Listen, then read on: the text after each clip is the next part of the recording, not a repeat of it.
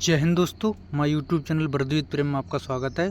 UP triple SC PAT में हम लोगों का 85 प्लस करने का जो टारगेट है उसकी हमारी टारगेट सीरीज चल रही, जिसमें हम स्टैटिक जीके और हिस्ट्री के टॉप 100 क्वेश्चन करते हैं टॉपिक वाइज 100 क्वेश्चन मिलने से क्या है, आपका टॉपिक से शायद क्वेश्चन बच जाए, क्योंकि एक टॉपिक के 100 क्वेश्चन बहुत होते हैं। फेमस क्वेश्चन आते ज़्यादातर, और हमारे फिर भी 100 क्वेश्चन हो जाते हैं।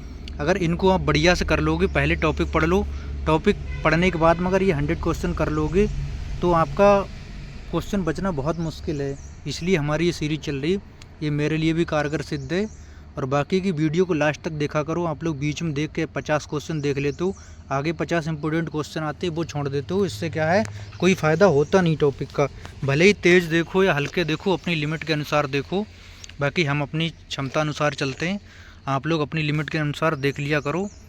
हम लोग बात करेंगे 100 क्वेश्चन की, जो कि मुग़ल साम्राज्य के हैं, जो कि यहाँ से एक क्वेश्चन तो आता ही आता है। यहाँ पे एक क्वेश्चन तो पक्का आना ही आना है, और आता है। PYQ में सारे देख चुका हूँ। भारत में मुग़ल साम्राज्य की स्थापना किसने की थी? तो जो मुग़ल साम्राज्य की जो स्थापना थी, ये की थी बाबर ने।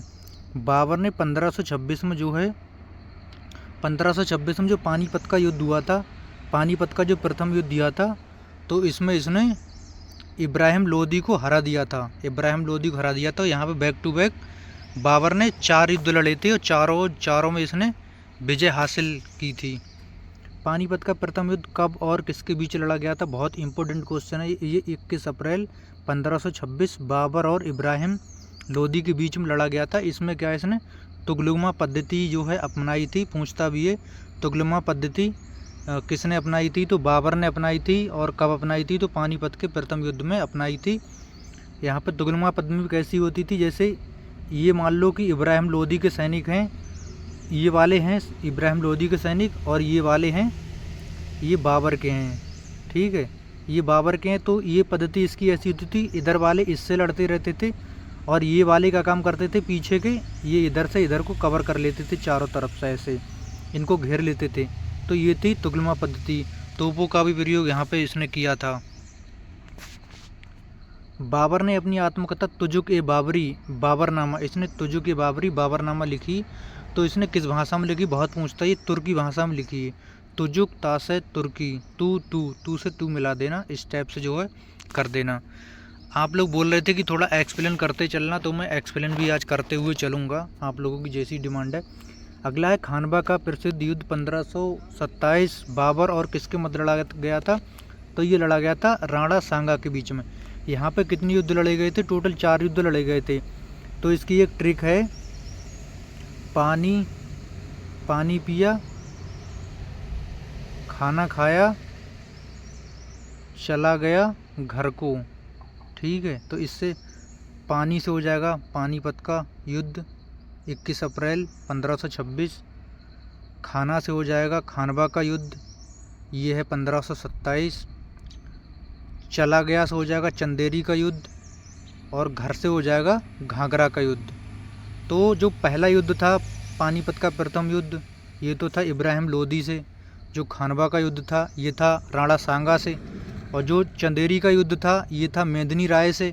और जो है घाघरा का युद्ध था, वो अफगान शासकों से था, जिसके बारे में हम लोग बात करेंगे। बाबर को उसकी उदारता के कारण किस उपाधि से जाना गया? इसको कलंदर इसको क्या कहा गया? इसने जो सिक्के उक्के युद्ध विजय के बाद में इसने क्या हुआ, अफगानिस्तान में सिक्के उक्के जो है बांट दिए थे, तो इसलिए इसे कलंदर की उपाधि कलंदर कहा गया।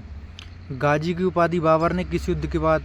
गाजी की उपाधि इसने जो है उपाधि धारण की थी खानवा के युद्ध के बाद। घाघरा का युद्ध 1529 में बाबर ने किसकी विरुद्ध लड़ा? घाघरा का युद्ध, जिसकी हम लोग बात कर रहे थे, अफगानों की तरफ से जो महमूद लोदी ने नेतृत्व किया था। अफगान थे और उधर से महमूद लोदी था। तो ये आपने 4 युद्ध याद कर लिए होंगे। हमारी ट्रिक याद रखना, पानी पिया, खाना खाया, चला गया घर को। बाबर का मकबरा प्रारंभ में आगरा बनाया गया, उसके बाद उसे कहाँ स्थानांतरित किया गया था? तो इसको फिर पहले आगरा में था, फिर इसको काबुल, क्योंकि जो तुजुक ए बाबरी इसने लिखी थी, तो उसमें इसने दर्शाया था कि मेरा जो है मकबरा काबुल में होना चाहिए, तो वहाँ पे पड़ा गया, तो उस हिसाब से इसको दोबारा दफनाया गया। ये भी क्वेश्चन कई बार पूछता है।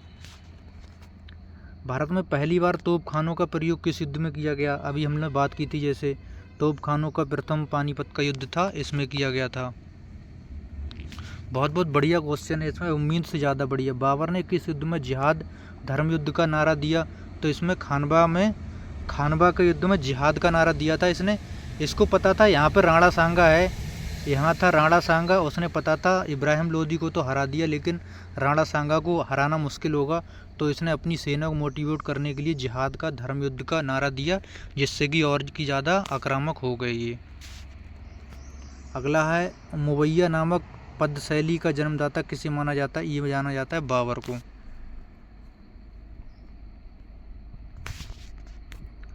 अगला है, चंदेरी का युद्ध 1528 में बाबर ने किसे पराजित किया था? तो चंदेरी में, जैसे कि हम लोग अभी बोल रहे थे, मेदरी राय ने, देखो राणा सांगा के लिए ये था खानवा का युद्ध 1527, इब्राहिम लोदी 1526 पानीपत का प्रथम युद्ध, और शेरशाह सूरी ये तो इसका तो हुमायूं से होगा 1539 में। हुमायूं एवं शेरशाह से संबंधित है। अब हुमायूं का पूरा नाम क्या था? हुमायूं का पूरा नाम था नसीरुद्दीन मोहम्मद बाबर, ये भी पूछ देता है। चौसा का युद्ध 1539 में किसके बीच लड़ा गया था? ये हुमायूं और शेरशाह सूरी के बीच में लड़ा गया था चौसा का युद्ध। कन्नौज का बिलग्राम युद्ध किस वर्ष हुआ और हुमायूं को भारत छोड़कर भागना पड़ा? देखो, जो कन्नौज का बिलग्राम जो युद्ध था, ये 1540 में ये शेरशाह सूरी और जो है इसके हुमायूं के बीच में हुआ था। तो यहाँ पे क्या हुआ था, ये भाग गया था बच के, जैसे तैसे डूबने से किसी ने बचा लिया था, तो ये भाग गया था यहाँ पे हुमायूं। हुमायूंनामा की रचना किसने की? तो जो इसकी बहन थी गुलबदन बेगम, इसने हुमायूंनामा की रचना की थी। सरहिंद का युद्ध 1555 जीतकर हुमायूं ने पुनः दिल्ली का सिंहासन प्राप्त किया था। अब जी फिर लौटा था, पुनः लौटा था शेरशाह, जो हुमायूं था ये फिर लौटा था, ये सिकंदर सूरी से जीतकर जो सरहिंद का युद्ध था, हुमायूं फिर से यहाँ पे एक बार मुगल काल की नींव इसने फिर डाल दी, दोबारा फिर वापस आया था ये।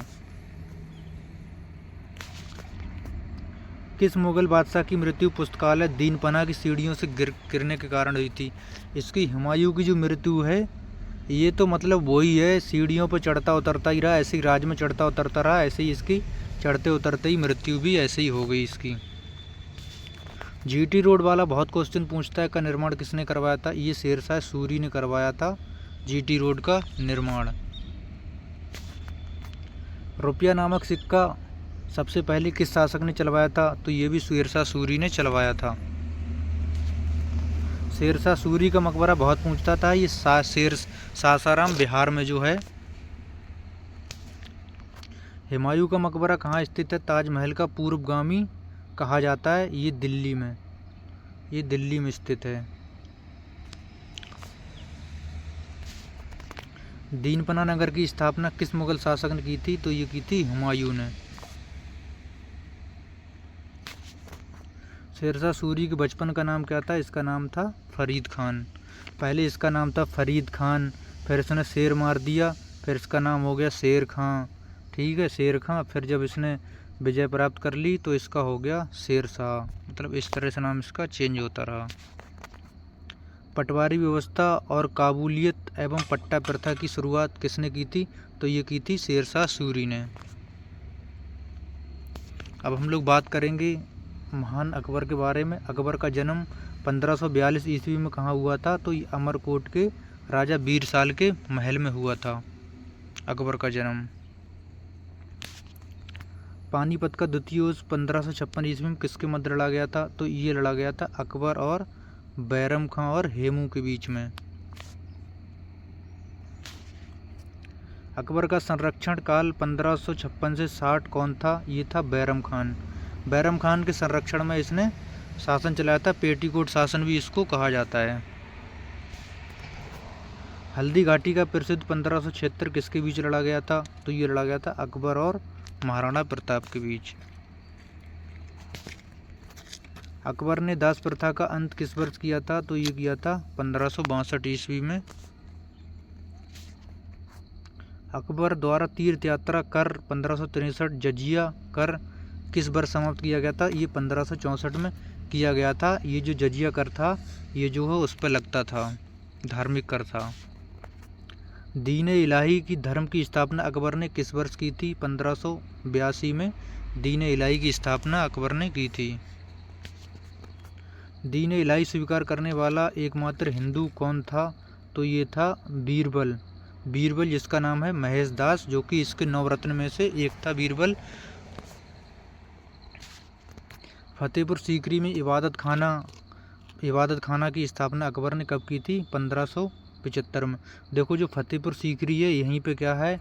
यहीं पे है हवा महल है, ठीक है, और बुलंद दरवाज़ा है जो गुजरात विजय के बाद में अकबर ने बनवाया था, जो यूनेस्को में शामिल है 1984 में। मजहरनामा की घोषणा अकबर ने किस वर्ष की थी? तो की थी 1579। दहसाला बुराजिस प्रणाली किसने लागू की थी? तो ये की थी राजा तोडरमल ने। तोडरमल जो था वो अकबर का वित्त मंत्री था, नवरत्नों में से एक थे ये भी। गुजरात विजय की स्मृति में अकबर ने किसका निर्माण करवाया था? तो ये करवाया था बुलंद दरवाज़ा का निर्माण गुजरात विजय के उपलक्ष्य में। फतेहपुर सीकरी यहाँ हम लोग घूम के आ चुके हैं, टूर गया था हमारा आगरा और इधर सब में। अकबर के दरबार के प्रसिद्ध संगीतकार तानसेन का मूल नाम क्या था? तो इसका नाम था रामतनी पांडे था। ये बार पूछा गया क्वेश्चन है। आईने अकबरी और अकबरनामा के लेखक कौन है? तो इसके लेखक हैं अबुल फजल। नवरत्नों में से एक था अबुल फजल भी। मनसबदारी प्रणाली भारत में किस मुगल शासक ने शुरू की थी? तो ये की थी अकबर ने, मनसबदारी प्रथा। किस राजपूत वंश ने अकबर के सामने कभी आत्मसमर्पण नहीं किया? सिसोदिया वंश ने। रामायण और महाभारत का फारसी अनुवाद रजमनामा किसके काल में हुआ था? अकबर के शासनकाल में। अकबर का मकबरा कहाँ स्थित है? इसका जो मकबरा है सिकंदरा आगरा में स्थित है। प्रसिद्ध चित्रकार दसवंत और बसावन किसके दरबार में थे? तो ये अकबर के दरबार में थे। अकबर से ज़्यादा क्वेश्चन पूछता है इसलिए ज़्यादा बने भी हैं। अकबर की मृत्यु किस वर्ष हुई थी? तो इसकी मृत्यु हुई थी 1605 में। अगला है जहांगीर। जहांगीर के बचपन का नाम क्या था? सलीम। सलीम था ये बहुत ज़्यादा प्यार मोहब्बत वाला बंदा था एकदम, वो देखा भी होगा उसमें। न्याय की प्रसिद्ध सोने की जंजीर के लिए किस मुगल शासक को जाना जाता है? जहांगीर को। चित्रकला इसके शासनकाल में बहुत ज़्यादा हुई है। सिख धर्म के 5वें गुरु अर्जुन देव जी को किस मुगल शासक ने मृत्युदंड दिया था? जहांगीर ने। ये क्वेश्चन पूछता है। 5वें गुरु अर्जुन देव को मृत्युदंड दिया था। नूरजहां का वास्तविक नाम क्या था? इसका नाम था मेहरुन्निसा। इसके चक्कर में पगला बना घूमता था ये बिल्कुल। इत्माउद्दौला का मकबरा आगरा किसने बनवाया था, जो पूर्णतः संगमरमर से निर्मित है? तो ये नूरजहां। किस मुगल शासक के शासनकाल को चित्रकला का स्वर्णकाल कहा जाता है? तो इसको जहांगीर। देखो चित्रकला का जो शासनकाल है वो जहांगीर का, और स्थापत्य कला है वो शाहजहां। शाहजहां में स्थापत्य कला ज़्यादा हुई थी और इसके शासनकाल में चित्रकला ज़्यादा। ये क्वेश्चन बहुत बार पूछे गए हैं। जहांगीर के दरबार में आने वाला पहला अंग्रेज राजदूत कौन था? तो विलियम कैप्टन हॉकिंस जो था ना, ये आया था। तो इसने बहुत मतलब जो है इसकी बड़ाई की थी जहांगीर की, तो ये प्रसिद्ध हो गया था। तो इसको जो है बहुत ज़्यादा सम्मान वगैरह दिया था। सम्राट जेम्स प्रथम का आधिकारिक राजदूत बनकर 1615 कौन जहांगीर के दरबार में आया था? तो सर थॉमस रो आया था। तुजुक ए जहांगीरी की रचना किसने की थी? तो ये की थी जहांगीर ने। पक्षियों और प्रकृति का प्रसिद्ध चित्रकार उस्ताद मंसूर किसके दरबार में था? ये था जहांगीर के दरबार में। जहांगीर का मकबरा कहाँ स्थित है? इसका है शाहदरा लाहौर में। तंबाकू के सेवन पर किस मुगल सम्राट ने प्रतिबंध लगाया था? जहांगीर ने। जहांगीर ने तंबाकू को भी बैन कर दिया था। निशात बाग और शालीमार बाग का निर्माण किसने के काल में हुआ था? ये हुआ था जहांगीर के काल में। अब आ जाओ, शाहजहाँ स्थापत्य कला का स्वर्ण युग था, वो चित्रकला का था हुमायूं वाला, और शाहजहाँ वाला स्थापत्य कला का था। शाहजहाँ के बचपन का नाम क्या था? खुर्रम। खुर्रम था, ये भी बहुत महान वाला था, मजनू महान वाला मतलब। किस मुगल सम्राट के शासनकाल में स्थापत्य कला को स्वर्णकाल कहा जाता है? ये शाहजहाँ को स्थापत्य कला और जहांगीर को चित्रकला। बहुत बार क्वेश्चन पूछे गए, बार बार रिपीट कर रहा हूँ इसलिए आपको याद हो जाए। ताजमहल किसकी याद में बनवाया था? ये मुमताज महल की याद में इसने ताजमहल बनवाया था आगरा में, जिसको हम लोग देख के आ चुके हैं। ताजमहल का मुख्य वास्तुकार कौन था जिसके बाद में हाथ भी काट दिए गए? उस्ताद अहमद लाहौरी था। मयूर सिंहासन का निर्माण किसने करवाया था? ये भी शाहजहाँ ने करवाया था। इसने स्थापत्य कला बहुत ज़्यादा स्थापित चीज़ें कराई थीं। मयूर सिंहासन पर बैठने वाला अंतिम मुगल सम्राट कौन था? तो ये रंगीला बोलते थे मोहम्मद शाह को। मोहम्मद शाह को रंगीला बोलते थे। दिल्ली का लाल किला और जामा मस्जिद किसने बनवाई? ये शाहजहाँ ने बनवाई। शाहजहाँ के किस पुत्र ने उपनिषदों का फारसी में सिर्रे अकबर के नाम से अनुवाद किया? दारा सिकोगे।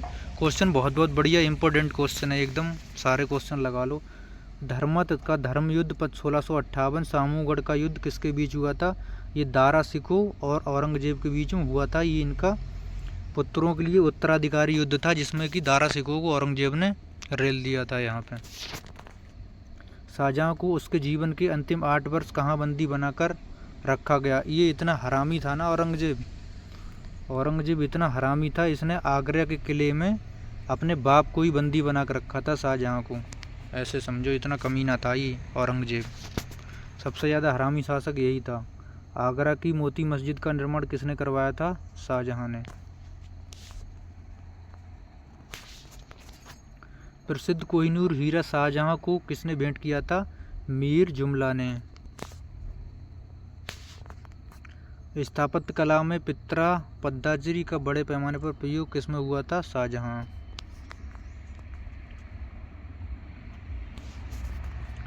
शाहजहाँ ने राजधानी आगरा से कहाँ स्थानांतरित की थी? तो इसने दिल्ली। शाहजहाँ ने आगरा ही अपनी जो है शाहजहानाबाद में कर दी थी, दिल्ली आगरा से। अब है औरंगजेब, सबसे खराब शासन जिसने किया। औरंगजेब को अन्य किस नाम से जाना जाता था? जिंदा पीर। जिंदा पीर कहा जाता था क्योंकि ये धार्मिक कट्टरपंथ था और ज़्यादा था इसलिए। किस मुगल शासक का 2 बार राज्याभिषेक हुआ था? औरंगजेब का 2 बार राज्याभिषेक हुआ था, दिल्ली और दूसरा। सिख धर्म के 9वें गुरु तेग बहादुर की हत्या किस मुगल शासक ने करवाई? ये करवाई थी औरंगजेब ने। औरंगजेब ने जजिया कर को पुनः किस वर्ष लागू किया? अभी अकबर ने समाप्त किया था, फिर इसने फिर चालू कर दिया। बीबी का मकबरा द्वितीय ताजमहल कहा जाता है। इसे किसने बनवाया? ये औरंगाबाद में औरंगजेब ने इसको बनवाया, बीबी का मकबरा। ताजमहल की कॉपी भी इसको कहा जाता है। औरंगजेब ने बीजापुर और गोलकुंडा को मुगल साम्राज्य में मिलाया, उस समय दक्षिण का सूबेदार कौन था? ये था शाइस्ता खान। शिवाजी और जयसिंह के बीच पुरंदर की संधि किस वर्ष हुई थी? ये हुई थी 1665 में। पुरंदर की संधि बहुत ज़्यादा पूछता है।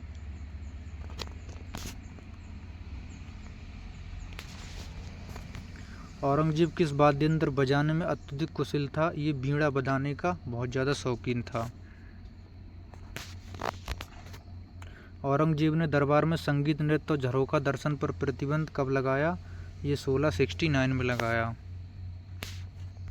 औरंगजेब की मृत्यु किस वर्ष और कहाँ हुई थी? ये हुई थी 1707 ईस्वी अहमदनगर में।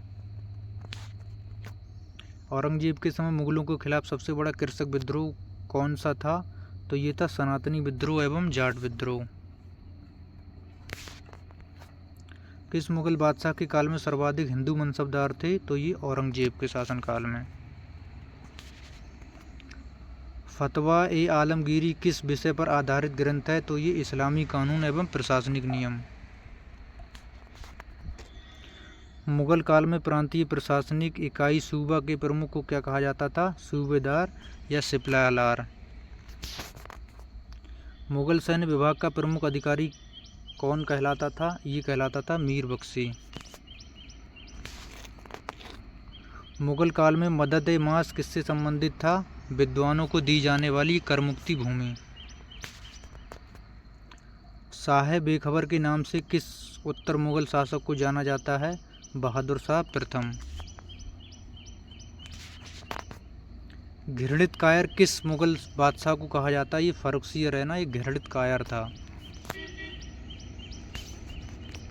लंपट मूर्ख किस उत्तर मुगल का था? जहांदार शाह को लंपट मूर्ख भी कहा जाता है। ये सब ऐसे ही बने थे फिर औरंगजेब के बाद में। फिर नादिर शाह ने भारत पर आक्रमण 1739 किस मुगल बादशाह के काल में किया था? मोहम्मद शाह रंगीला के। अंतिम मुगल सम्राट कौन था जिसे 1857 की क्रांति में रंगून जेल में भेज दिया गया था? बहादुर शाह द्वितीय, बहादुर शाह जफर। पेंशन वेंशन सब बंद कर दी, सीधे भेज दिया जेल में। ईस्ट इंडिया कंपनी को बंगाल, बिहार और उड़ीसा की दीवानी देने वाला मुगल शासक कौन था? ये था शाह आलम द्वितीय। राजा राम मोहन राय को राजा की उपाधि किसने दी थी? तो ये दी थी अकबर द्वितीय ने। मुगल काल की आधिकारिक राजभाषा क्या थी? तो इनकी जो आधिकारिक भाषा थी फारसी थी। जाप्ती प्रणाली या जब्त भू राजस्व व्यवस्था किस मुगल शासक से जुड़ी है? ये अकबर से जुड़ी है। जहानाबाद नगर वर्तमान पुरानी दिल्ली की स्थापना किस वर्ष हुई थी? 1638 ईस्वी।